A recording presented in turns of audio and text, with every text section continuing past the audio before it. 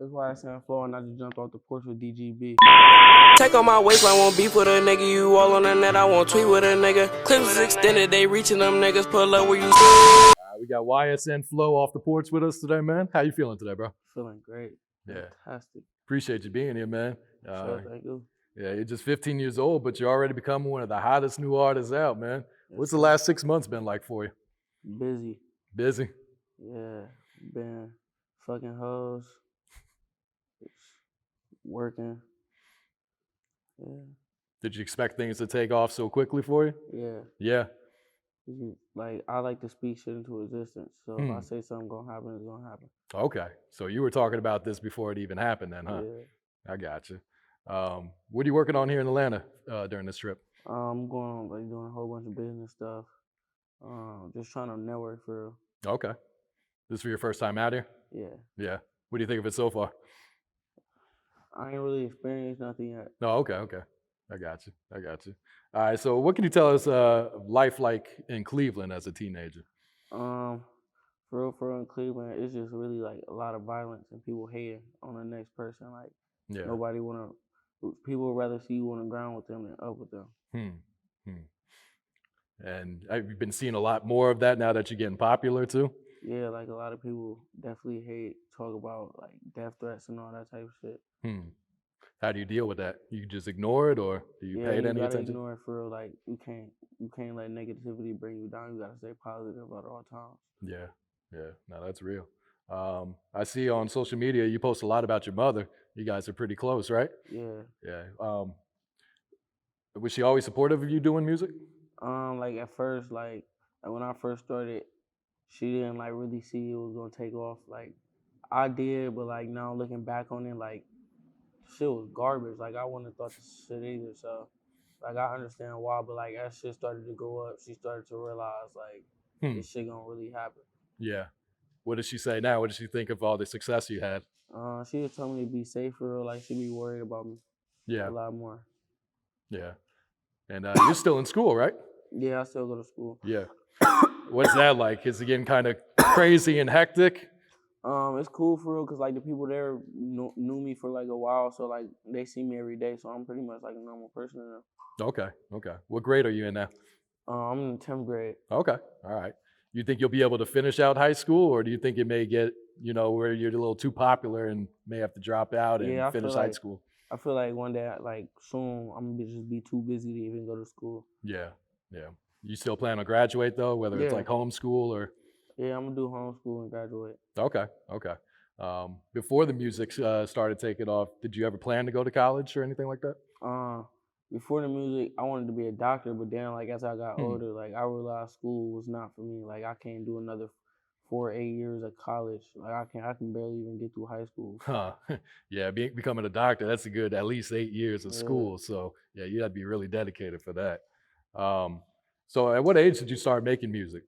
I was 12 or 13. 12 or 13? First, like, started making music. I didn't start taking it serious till I was like 15. Okay. And who got you into it? Did you have family or friends that got you into making music? Or? Me and my friends used to like freestyle at recess and shit in middle school. Okay. And then like we started as a joke, and then I just started rapping, putting on music and shit. I started on my phone. I was using GarageBand. Oh, really? Making beats and shit, corny ass beats. You were making your own beats? Yeah. It was like simple ass drum and kicks. And you weren't singing at first on your records, right? You were just straight rapping? Yeah. I still go no tune. I just don't release my shit with no tune. Why not? Because I don't know, for real, I just feel like it ain't the right time yet. You feel like your fans gravitate more towards the singing? Yeah, like I feel like once I get bigger, then that's when I'm gonna be able to like start dropping like more versatile. Like, I got a whole bunch of songs that's like, I got life songs, happy songs, like I got everything for real. Yeah. What inspired you to start singing on the records? To be honest, it was really Youngboy. Okay. Yeah, Youngboy.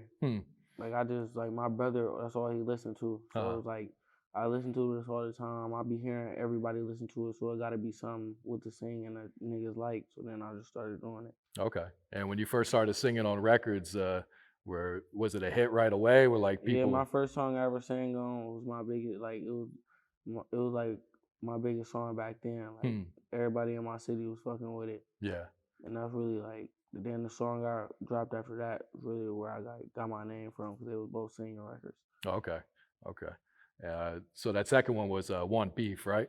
No, the second one was Flexed Up. Oh, okay, That Flex gave Up. me a name, like a big name in my city. Yeah. And then I dropped One Beef, and that's where shit just went crazy. Yeah, went crazy. Yeah, that record's up to 11 million views now. Yeah. When you recorded it, did you know that was going to be the one that really took you out? Nah, like when my niggas was in the studio, they was telling me like, bro, this one gonna be the one. But like I ain't really even fuck with it.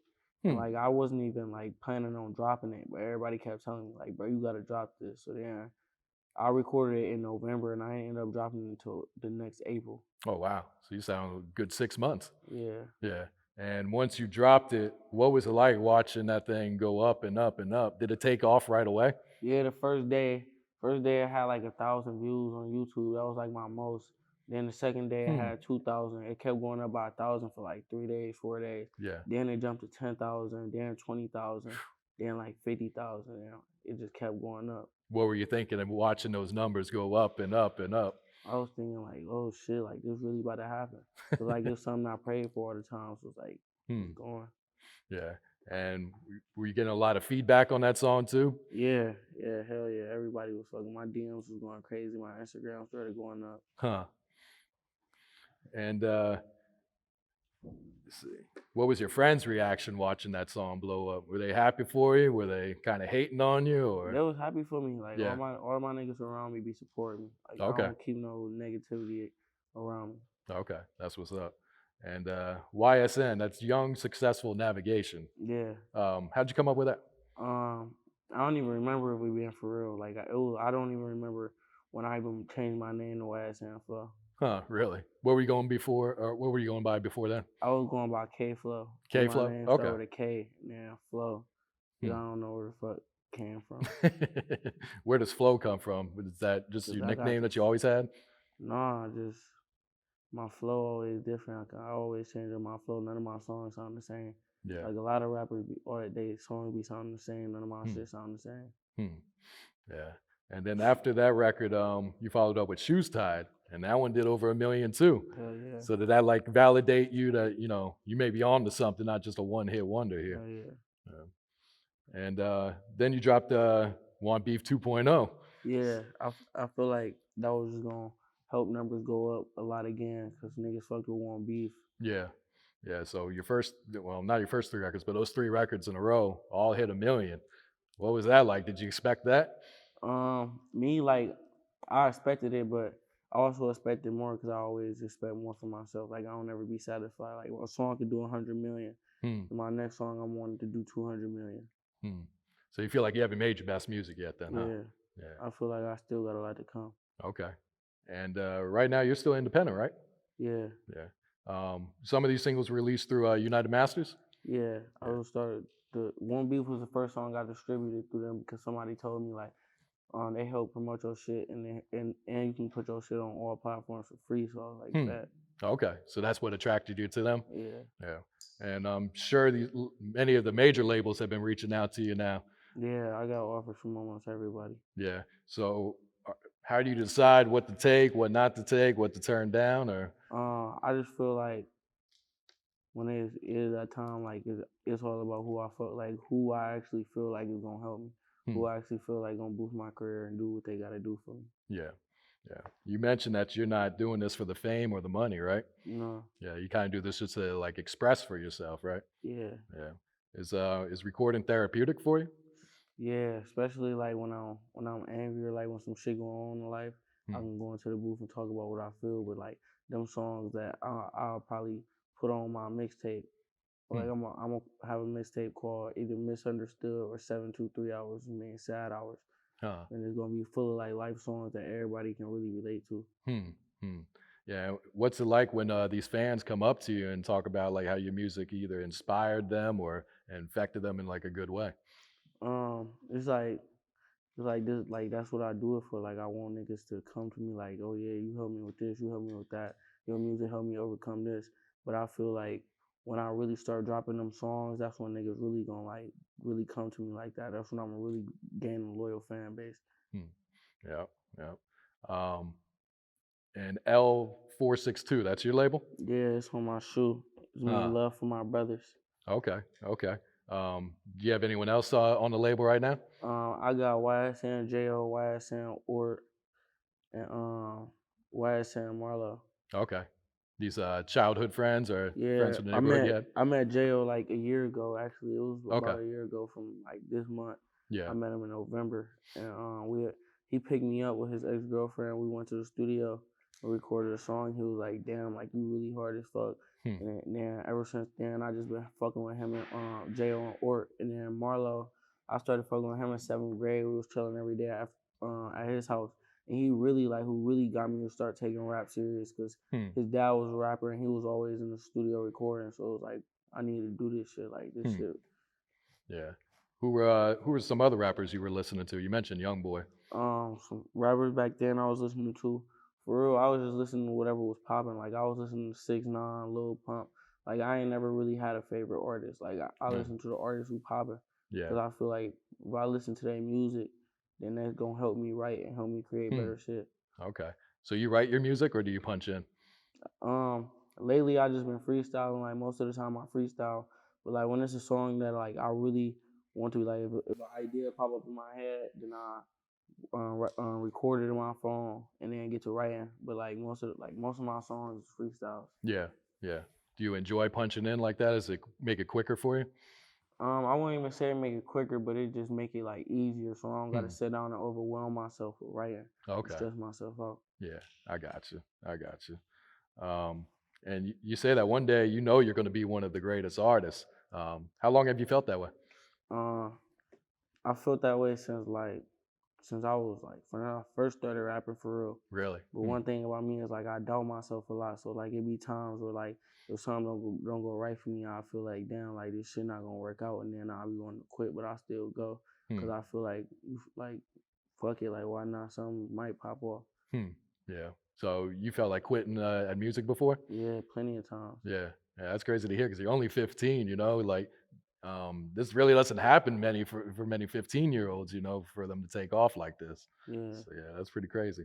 Um, and you performed at the Lyrical Lemonade Summer Smash. What was that experience like for you? that was crazy for real. Like when I first started performing, I was on a little stage. Yeah. And it was barely nobody over there. Then when I started performing, niggas was like walking over like, Huh. oh yeah. Then they started rocking out. But then I jumped off the stage, went to the crowd, and when I hopped back up, I put the mic in the speaker with my dumb ass, and I didn't know it was gonna blow it out. So then it blew out. But like I feel like that was just a good thing. Like that was God sending me a blessing for real, because that led to me being able to perform with NLE Chopper on the main stage since I couldn't perform my set. Oh, okay. So he brought you out on the main stage out Yeah, I there. opened up for him. Yeah. What was that experience like? That was a lot of people in that crowd too. That was crazy. That was fun. Yeah. Like that's where I like a lot of niggas really started fucking with me. Like I got a lot of fans in Chicago now. Yeah. Yeah. And that's something you get used to doing, performing for big crowds like that. Yeah. Yeah. And I saw Machine Gun Kelly gave you a nice little shout out in his Genius interview too. Were you a big fan of his growing up? Nah, I ain't gonna fake. My mom, she would always listen to his one song, Steve-O, then From the Land. Like them was really the only two songs I knew by him. Okay. But what did that mean, getting such a big cosign from a huge artist out of your city? It meant a lot for real just to get a shout out from somebody who from my own city, who like a great, like a GOAT of the city. Yeah, yeah. That shit was hard. Have you been able to chop it up with him at all? No, we ain't never talked. I never even tried to reach out to him. Okay, I got you. You got a new single coming out called "Like That." What can you tell us about that single? I feel like that, and then the next at least 5 singles I'm gonna release is really what's gonna put me on the map. Like I really got shit that nobody ever heard. I got bangers, but I'm really trying to get a big feature on Like That. I either want Tekka or Juice WRLD, and so we're working on that right now. Huh? Yeah, that'd be a good look right there. Yeah. Who produced that single? Like That? It's a YouTube producer named Dope Lord Mike. Okay. I got a lot of he sent me some custom shit. I got some hits to that too. Yeah. Is that where you were getting most of your beats at first? Were it straight off YouTube or? Yeah, all my beats, like every beat I ever dropped a song on was off YouTube. Really? Huh. Yeah. What do these producers say after they see these songs going up, getting millions of views? See, we be doing some more finesse shit, so I can't really talk about that. Okay, gotcha. And I see you got a new song coming up with Lil Cal too. Yeah, I'm supposed to be flying out to LA on Monday Hmm. to record that. Oh, okay. Okay. How'd you two link up? I was in class actually, and somebody was talking to me about Lil Kel, but I actually wanted to get Jay. I posted a freestyle on my Instagram, and then everybody was fucking with it, so I wanted to get J.I. on it at first, Prince of New York. But then I was in class, and somebody started talking about Lil Kel, and I just thought about it, and I just sent it to him, and he responded within like 2 minutes. He was like, "That shit pressure." So I was telling him like, "Let's get the feed in." He was like, "Let's work." Yeah. What type of record do you think you guys are gonna jump on? It's gonna be a banger. It's Yeah. like a singing song. It's for the niggas who going through shit in life, and then it's for girls at the same time. Like girls could connect to a relationship problems, but at the same time, niggas can connect to the relationship problems. Then like everybody, like boys and girls, can connect to it with the life shit that was going on in the hood niggas. Like it's just for everything. Yeah. I mixed everything into it, like real life shit though, that like I've been through and I know niggas been through. Yeah, I got you. How do you deal with all the attention from the female fans that you get? It'd be hard for her because I got a girlfriend, so she don't be liking that shit. What does she say? She don't fuck with it at all. Does she be going through your phone, see if they reaching out to you or anything? She go through my phone, but like she don't be going through my DM and shit because like she know I got so many DMs. I don't even be responding to them bitches. Yeah, yeah. That's funny. You're currently working on your debut album, right? Or is it going to be a mixtape? I got it's probably gonna be a mixtape. Okay. But I got over 180 something songs on my phone, so like I got enough songs for hella mixtapes. So like even if I get into a deal, like I can get out the deal within like a month if I just drop 4 or 5 mixtapes just on some petty shit. just to get some money. Yeah. And you ain't never dropped a project before, right?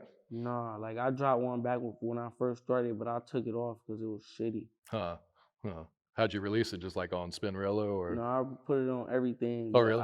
It was a collab tape with this dude I knew. Okay. So like at first, like I thought the songs was hard. Then we waited like 2 months to drop it, and when it dropped, like I was just listening to it, like damn, like I'm better than this now. Like this shit is really garbage.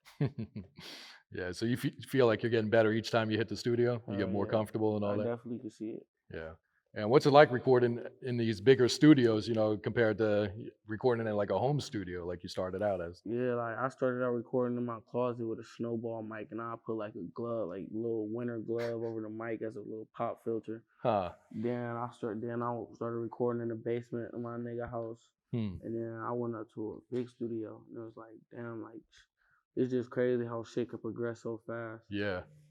Like I said, only 6 months since you dropped that first single, so yeah, things are really going up. Will you have any guest features on this mixtape?